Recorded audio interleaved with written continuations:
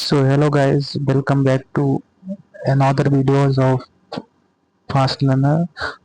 आज हम keyword in C की बात करेंगे। तो what are the keywords in C, keyword क्या होते हैं सी में। तो बेसिकली हम जानेंगे कीवर्ड की डेफिनेशन और इसके बारे में और इसका यूज क्यों होता है सी में। तो इसके बेसिक पॉइंट जानेंगे। तो keywords are special reserve words in the C programming language.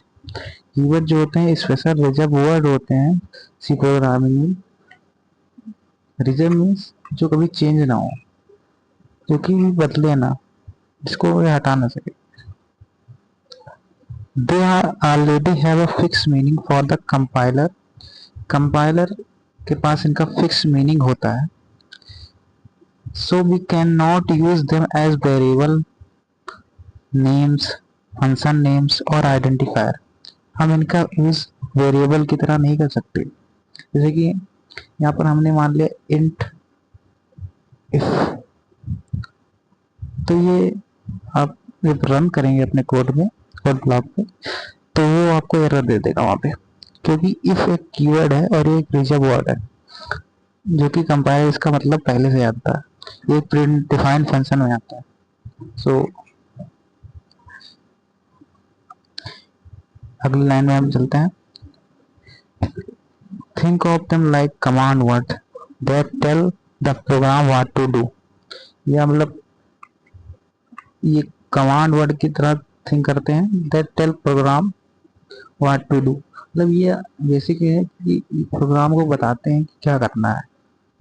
ये कमांड देते हैं अपने वर्ड्स, इसको कमांड वर्ड कहते हैं।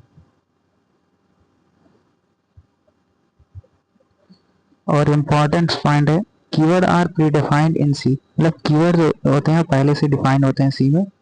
There meaning is already set by compiler, और इसका मतलब कंपाइलर पहले से ही सेट किया होता है। यू कैन नॉट चेंज और रीयूज देम, इसको आप चेंज नहीं कर सकते ना रीयूज कर सकते हैं इसका। फिर they are written in lower case letter, और इनको लोअर केस लेटर में लिखा जाता है। मतलब आप ऐसे नहीं लिख सकते इसको, प्रिंट एफ ऐसे नहीं लिख सकते, ये गलत हो जाएगा। इसको आप स्मॉल लेटर में ही, लोअर केस लेटर में ही ऐसे लिख सकते हैं आप। फिर आता है लिस्ट ऑफ कीवर्ड्स, कुछ कीवर्ड्स दिए गए हैं ये list. Here are some important keywords used in C। तो int है, used to define integer number, whole number। User मतलब इंटीजर वैल्यूज के लिए इसका यूज होता है। और इसमें देखो int a, तो इंटीजर है 10, तो इसका यूज होल नंबर या इंटीजर के लिए होता है।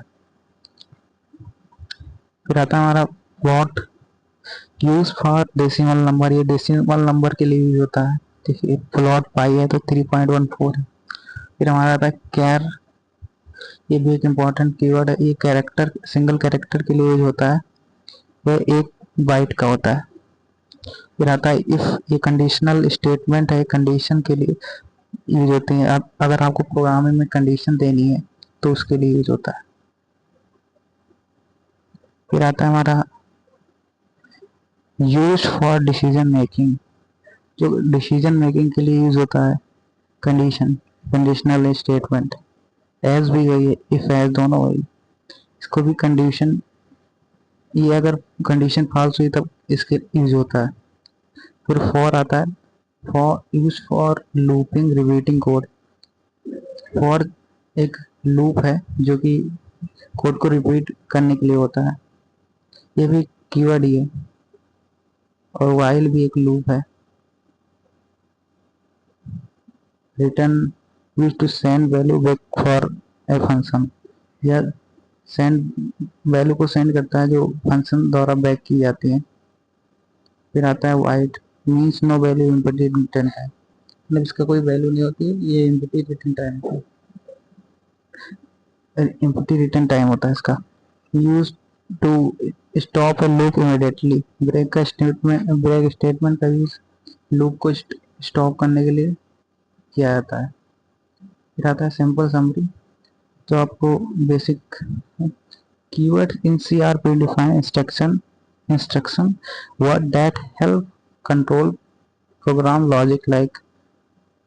जो कीवर्ड्स होते हैं वह एक इंस्ट्रक्शन वर्ड होते हैं जो कि प्रोग्राम लॉजिक को कंट्रोल करते हैं। और ये डिक्लेयरिंग के लिए हो जाएगा, फिर डिक्लेयरिंग int फ्लोट कैर हो गया, और मेकिंग डिसीजन के लिए का इफ एज का लिए होता है। मतलब ये जो इफ int फ्लोट कैर हैं इनका यूज वेरिएबल को डिक्लेयर करने के लिए होता है, और डिसीजन मेक करने के इफ एज का यूज होता है। तो धन्यवाद। ऐसे ही वीडियोस के लिए हमारे चैनल को लाइक, सब्सक्राइब एंड शेयर कीजिए।